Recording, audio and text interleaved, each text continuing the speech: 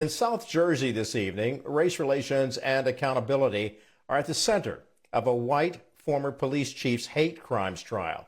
Frank Nucera Jr. is accused of slamming the head of a handcuffed black teenager into a metal door jamb and violating his rights. He's already been convicted of lying to the FBI. BNC correspondent Astrid Martinez has the story of today's emotional testimony by the key witness, another officer.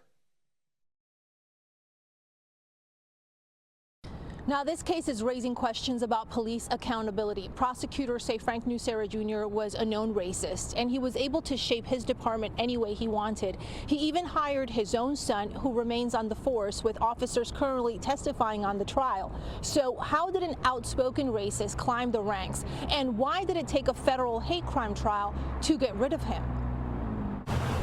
Outside a New Jersey federal courthouse, there are signs of inclusion and the times moving forward.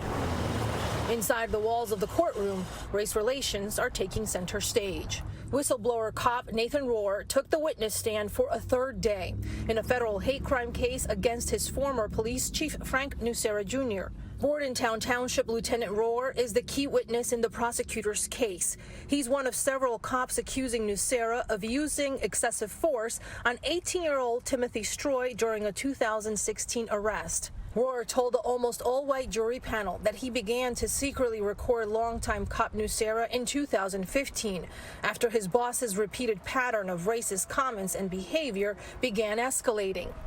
Rohr turned in more than 100 hours of tapes to the FBI. By doing so, he broke the so-called blue wall of silence among cops to not report on a colleague's misconduct and crimes. The witness broke down on the stand, saying he feared losing his then sergeant police dog handler job, as he was the main provider for his wife and then 2-year-old child. The state played another recording where Nucera referenced the 2016 arrest, saying 6 unruly effing Edwards caused trouble. During cross-examination Wednesday, defense attorney Rocco Ciparone chipped away at Rohr's character and credibility.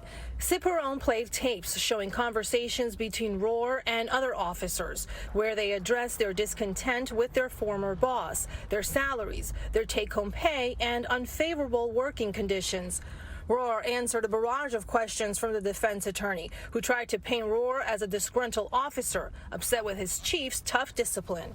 Now, defense attorneys say that Frank Nucera's language is ugly and can be punished socially, but it is not a crime.